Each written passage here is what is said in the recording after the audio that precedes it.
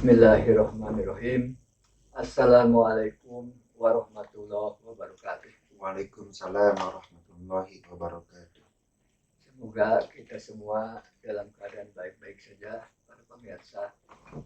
Alhamdulillah, pada hari ini kita akan melanjutkan podcast kita dengan motivator kita, Pak Rahmat. Ya. Alhamdulillah sudah ada di tengah-tengah kita.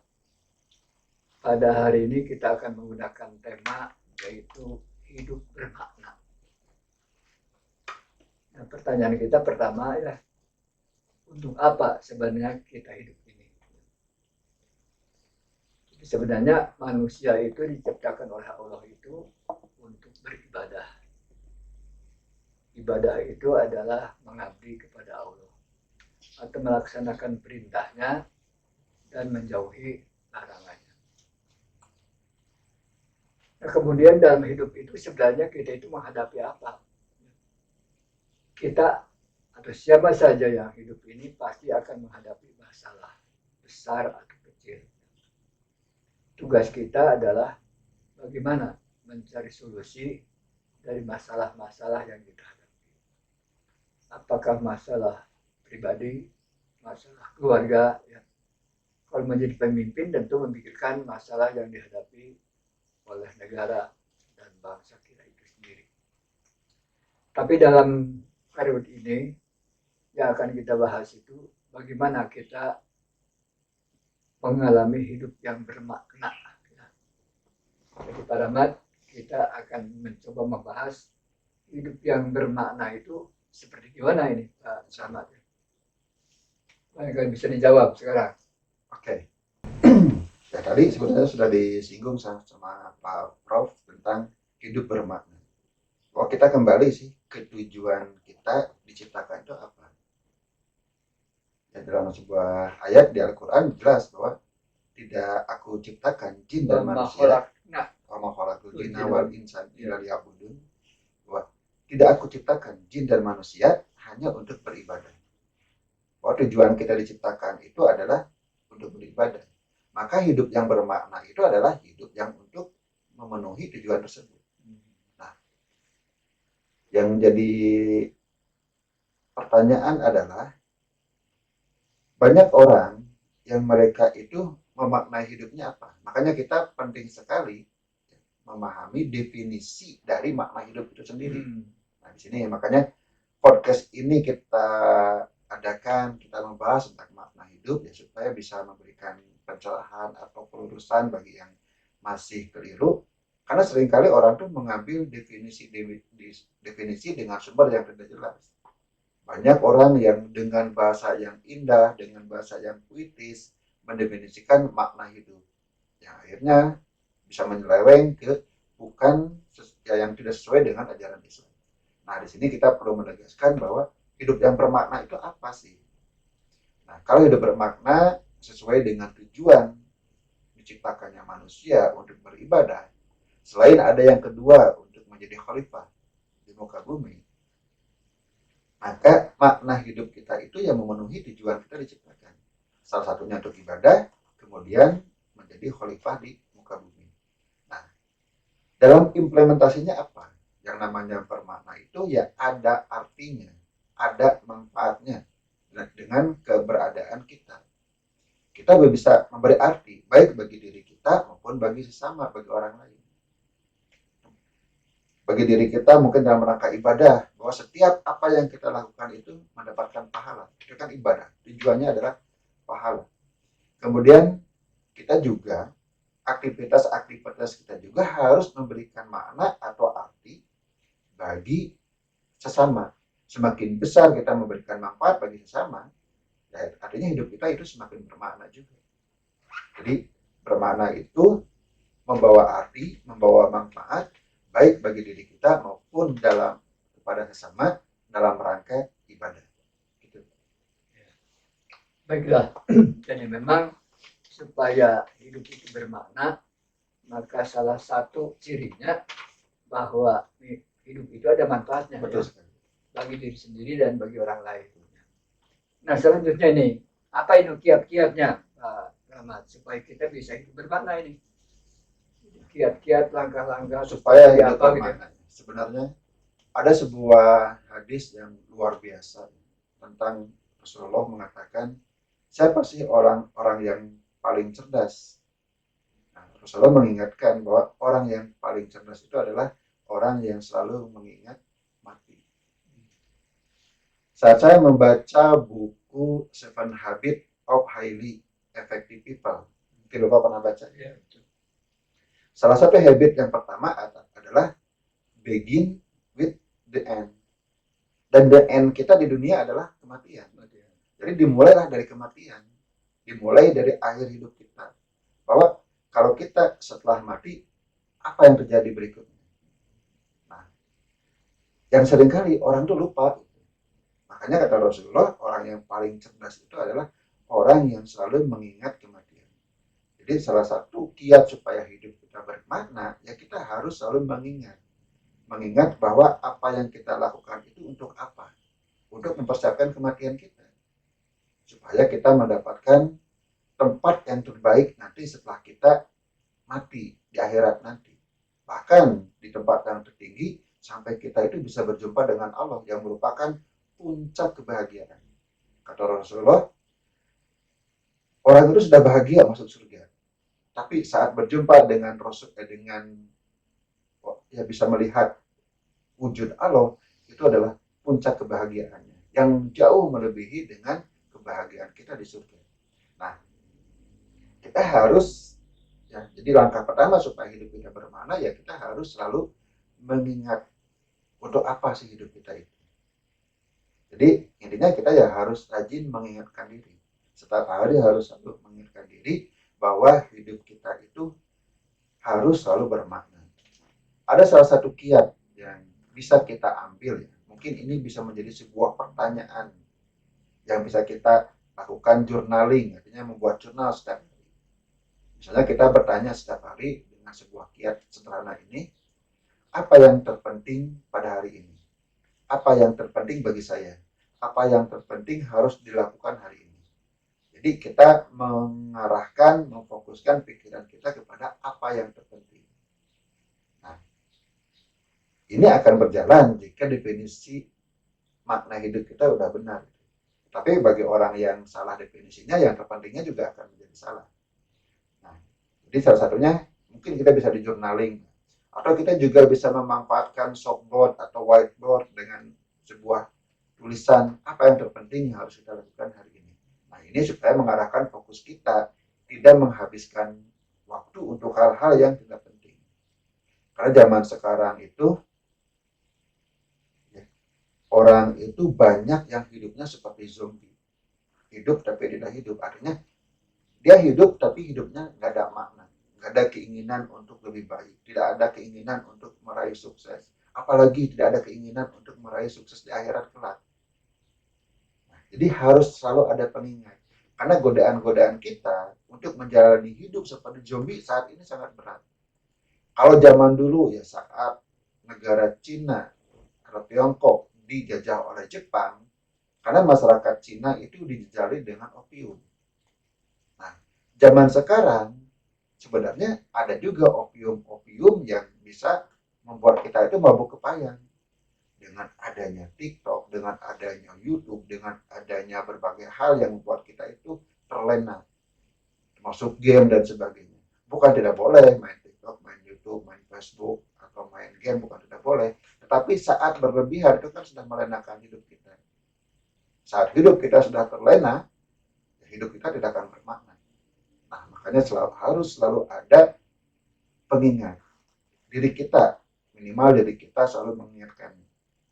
Kemudian berikutnya, kiat-kiat kita supaya hidup kita bermakna adalah dengan kita berada di lingkungan yang kondusif. Salah satunya ya orang-orang yang ada di sekitar kita ya selalu mengingatkan kita. Baik mereka yang menasihati kita atau perilaku mereka juga yang mengingatkan kita. Ya sebagai contoh, kalau saya misalnya bergaul dengan kiai, dengan ustadz yang dia itu rajin sholat duha, setidaknya saya teringatkan, oh iya sekarang waktunya sholat duha. Akhirnya saya ikut sholat duha. Saya berada di lingkungan orang yang rajin membaca Al-Quran, saya jadi teringatkan, oh iya, saya juga ingin membaca Al-Quran. Saya juga berada di lingkungan orang yang giat bekerja untuk meraih sukses baik dunia maupun akhirat. Saya juga teringatkan. Nah, itu lingkungan juga sangat membantu. Jadi salah satu kiat-kiatnya itu kita harus benar-benar memilih lingkungan kita.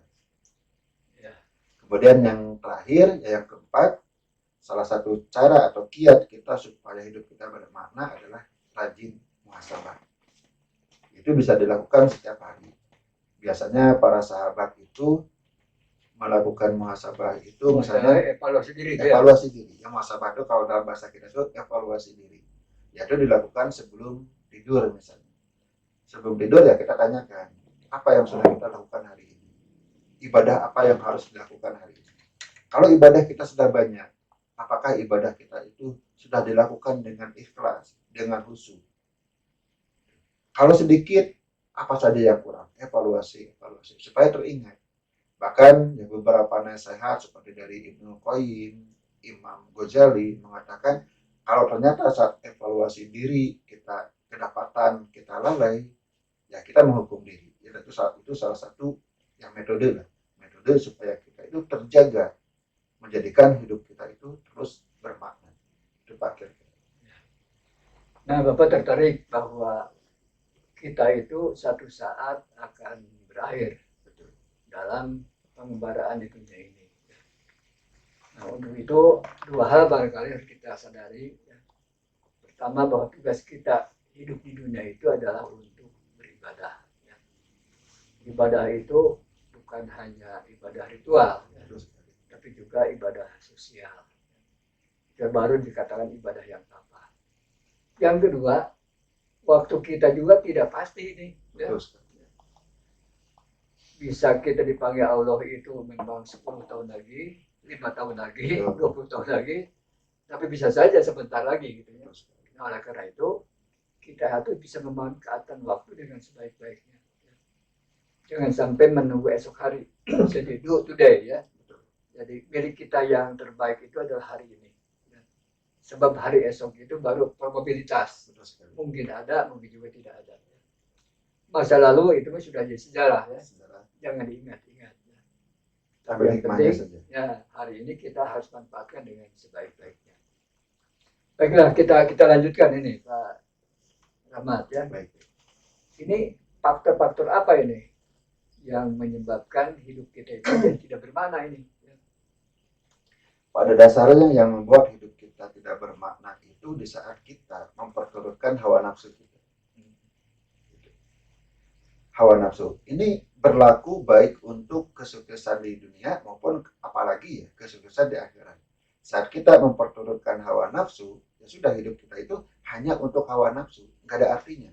Hanya untuk memenuhi kesenangan, hanya untuk memenuhi kepuasan. Nah, inilah faktor-faktornya yang akan membuat kita itu menjadikan hidup kita itu kosong melompong, bahkan minus, tidak ada artinya. Nah, disinilah pentingnya kita untuk menjaga diri, untuk lepas dari hawa nafsu. Nah, ya sebagai contoh lah, dalam implementasinya hawa nafsu itu bisa banyak. Jika kita bicara hawa nafsu yang utama, misalnya ya hawa nafsu yang berkaitan dengan pemenuhan kebutuhan fisik. Ya, ada yang mengatakan ya kebutuhan hewani kita. Kebutuhan fisik kita, raga kita. Misalnya hawa nafsu terhadap makan, hawa nafsu terhadap lawan jenis, dan hawa nafsu terhadap kebutuhan fisik lainnya. Ini sebuah hawa nafsu yang sebenarnya Allah ciptakan ada manfaatnya buat kita. Cuma sayangnya sebagian orang diperturutkan. Kayak makan berlebihan misalnya. Bergaul dengan lawan jenis yang berlebihan, bahkan melabrak hal-hal yang haram. Kemudian dia bersenang-senang yang berlebihan. Itu adalah hal-hal yang akan mengabaikan kita dari hidup yang bermakna. Apalagi zaman sekarang ya, tadi disinggung bahwa ada opiumnya dalam tanda kutip ini. Opium baru yang berupa ya tadi media hiburan. Media hiburan yang bisa melalaikan kita. Kalau kita terus-menerus ya mengikuti keinginan kita untuk menghibur diri, setiap hari rebahan aja sambil nonton TikTok atau YouTube Short, ya jelas kita melewatkan waktu demi waktu tanpa makna. Apa yang didapatkan ya hiburan.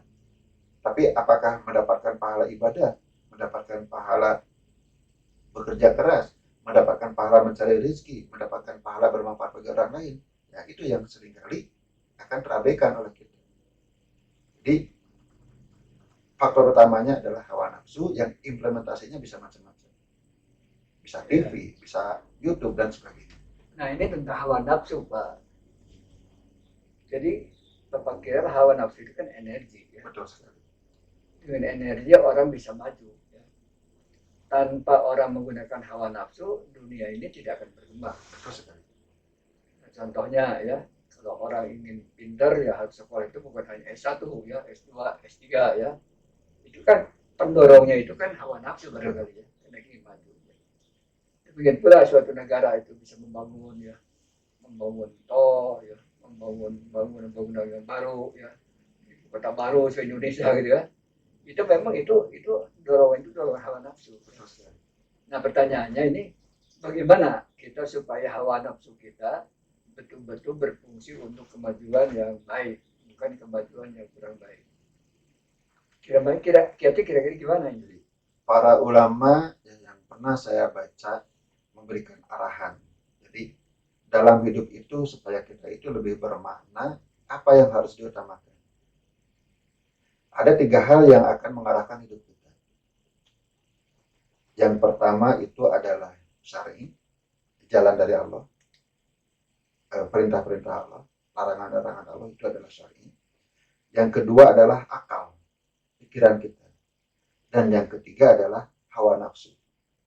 Nah, ketiga hal ini ya tentu semuanya itu akan mengarahkan hidup kita ke arah yang lebih baik. Nah, supaya si hawa nafsu tidak merusak, karena hawa nafsu diikutin dalam takaran tertentu itu akan membangun, akan sangat positif seperti Pak Prof tadi jelaskan. Tapi kalau hawa nafsu dibiarkan liar, itu akan merusak. Nah, supaya si hawa nafsu itu tidak merusak, si hawa nafsu posisinya itu ada di bawah akal. Dan akal ada di bawah syar'i.